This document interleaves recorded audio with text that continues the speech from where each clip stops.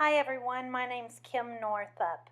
If you vowed that next school year is the year that you're going to help your kids get better organized so that you get out of the door and to school and all of your activities on time, this summer is the time to start planning. The information here is just a very tiny piece of the system that I teach in my online parenting course and also the one that I teach in my one-on-one coaching programs, but I hope that it's enough to get you started and that you will find it useful. So why is it so important that we have all this structure and routines? It's basically because people with ADHD struggle with the ability to regulate themselves. Those are those executive function skills. And so when you have trouble regulating yourself, it's hard to stop impulsive behaviors. And it's hard to keep focused, to get things done, to get out of the door on time. So since that self-control is so difficult, the more external controls that we can put in place, the more structure we have, the easier it is for your children and for you to manage the symptoms of ADHD and to help them stay focused and get out the door on time. These routines provide external prompts so that they know what's coming next. They know what to expect, and these things get accomplished much easier. So this is a diagram of the school activity staging area concept that I teach. And you might want to take a minute right now, stop the video. If you go below this video, there's a download link so that you could download this and print it out for reference if you wish. Otherwise, you might just study it and kind of look at it right now so that you know what I'm talking about as I flip to the next slide and give you some more details. Of course, this is just kind of a guideline, and you're going to have to adapt the space that you have in your home. Depending on how much area that you have that you can use, and also how many children that you have. So of course this is kind of set up for a family of 4 with 4 children, and so you'd have to have more cubbies and more hooks if you had a family of 6, and if you only had a family of 2 you could have fewer, but you get the idea. But anyway, that long black rectangle with the arrow, the red arrow pointing to it, that is a shelf. And so we'll talk a lot about that shelf on the next slide. And then the squares below it are cubbies, and the circles represent sets of double hooks. And I have photos of all of those types of things on the next video so that you'll know exactly what I am talking about. So in general, if you're looking at that diagram, I like to have the 2 rows of double hooks that are low enough for all of your children to reach easily. And those hooks might be one of these different 2 styles that you see photos of. It might be 2 hooks side by side or 1 hook on top of the other one, but 2 sets of double hooks like that. And the bottom row of hooks is going to be for the coats, the jackets, hats, that sort of thing. And the top row of hooks will be for the backpacks. Each of these hooks should be labeled. So the top row might say Jessica's backpack, Chris's backpack, Samantha's backpack, Joe's backpack. And then the bottom row of hooks might say Jessica's jacket and hat, Chris's jacket and hat, blah, blah, blah, blah, blah, et cetera, et cetera. And so then next to that, to the left of that, is usually where you're going to have your cubbies. And these cubby systems, you can see pictures of them on the slide, are available widely everywhere. IKEA, Walmart, Lowe's, Home Depot, Target, any of those kinds of places have those cubby storage systems, and they're inexpensive and easy to put together. And depending on the space that you have, you might have a tall, narrow one or more of a square one like in this picture, but you'll have to have enough cubbies to accommodate the number of children that you have. So if you have 4 children, you need at least 4 cubbies. If you have 6 children, you need at least 6 cubbies. And each cubby is going to be where your child stores activities activity bags, and they will have a different bag for every activity that they participate in. And it would make this video way too long if I went into that, but if you go to the Facebook page and you look in the playlist under household organizations and routines, you will find a video on the activity bag system there, and that'll give you all the details and kind of the procedures to follow for that. But just know that that is where the activity bags go. Above the hooks in the cubbies, you are going to mount that shelf that I was talking about on the last slide, and it will expand that entire length. On one end of the shelf, above the cubbies, is where you'll have a file sorter, and that's what I call the blue thing that you see in the diagram, and it will have enough different sections for each of your children, and they will be labeled with your children's names. And so that's where items that need a parent's signature or items that need to be reviewed by the parent will go after they come home from school, and they'll be stored until you have the chance to review them. On the opposite side of the file sorter on that shelf is going to be a space designated and labeled for library books. And so you might use a magazine file for each child, have one file for each child to store their library books, or you might use bookends, but have a separate area for each child's library books.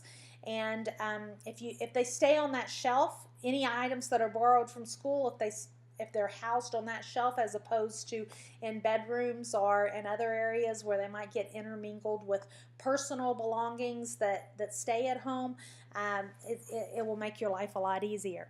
So the remaining space on that shelf that's in between the file sorter and the area for library books is going to be divided up by the number of children you have. So if you have 3 children, you'll divide that area into thirds and mark it off with masking tape or painter's tape and label the area with your child's name and possibly even a picture if they're not reading yet. And that is where you're going to put perishable items, the items like lunches, water bottles, snacks, things like that you don't want to put in the backpack the night before because they might go bad. So they're going to grab them right before you leave the house and get out the door. And so that's where those items are going to be stored. So now you're all set up. You have your staging area ready. So let's walk through what a day might look like. Let's start with coming home from school. So your child comes home from school, and the first stop is going to be that school staging area. So first they'll hang their backpacks and jackets and stuff up on the hooks. They'll open up their backpacks. They'll pull out all of those perishable items, the water bottles, the lunch boxes, the snack boxes, sacks, anything that needs to be thrown away or washed in the kitchen, they'll take out then and take care of it. Then they will return directly to their backpack and open up their folders and binders and find all the items that need your attention. And those items are going to go into the file sorter, the blue file sorter, or whatever color that you might have. So again, that's going to include things that will stay home that are just for your review, like graded assignments, artwork, and things like that, and also those things that need your signature to return to school. The library books and borrowed items are then going to go on their place on the shelf so that they don't get mixed up with other stuff in the child's room or other areas of the house. And then the backpack is zipped up, and that's it for that time. It will stay zipped up and closed until it's homework time. When it's time to do homework, especially when your children are younger in the elementary school years, you need to be involved. You're going to have to help set up their homework area and set them up for homework time so that they have success. Get rid of all the distractions. There's a whole video and section. There are a couple of videos on that again in the in different playlists in the Facebook page. but set them up for homework time. So they're going to pull out the folders, the binders, textbooks, anything, materials that they needed from school, if they brought home math tools or things like that that they need to use. Those will come out of the backpack and go to the homework area. Especially if they're in elementary school, you are going to need to set your children up in their homework time. And so that's also a good time for you to review those papers that are in the blue file sorter. So you'll pull those things out, look at the things you need to. If there are things that you need to sign, you will sign them and you will put them back in the place that they need to go to get back to school. If there's money that needs to go back to school, you'll get an envelope right then, put the money in it, and put it in the folder or whatever means they use to get it back to school right then at that point in time. And then you'll also take the artwork and the graded papers that are going to stay at home and decide what to do with them. We had a file box for each child for the school year. So most items went into that box, and then they decided at the end of the year which ones they wanted to keep and which ones were going to be thrown away.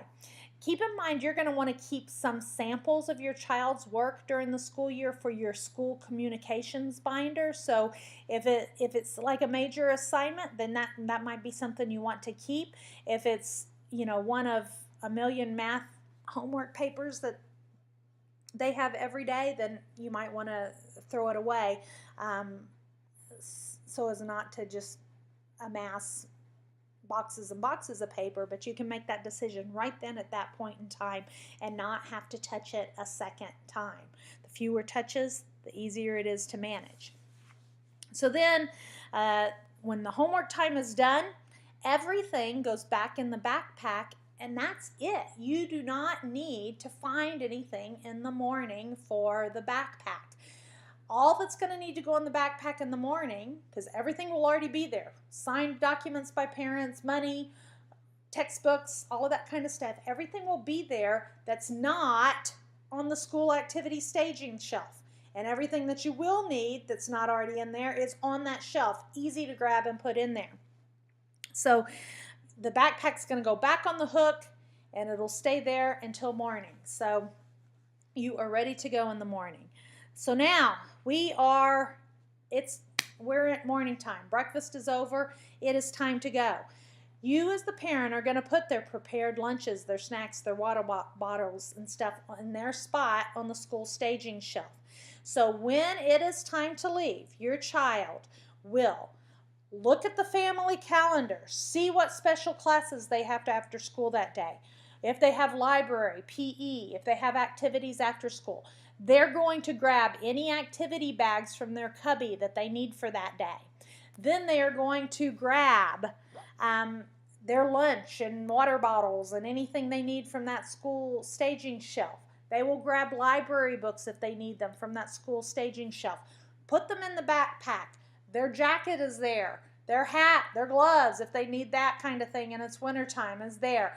They will grab those things and you are ready to go. It is easy peasy. I hope that will help you have a much smoother morning routine when the new school year starts, and help your child get all their assignments turned in and get their day off to a good start without the power struggles that are common in the ADHD households.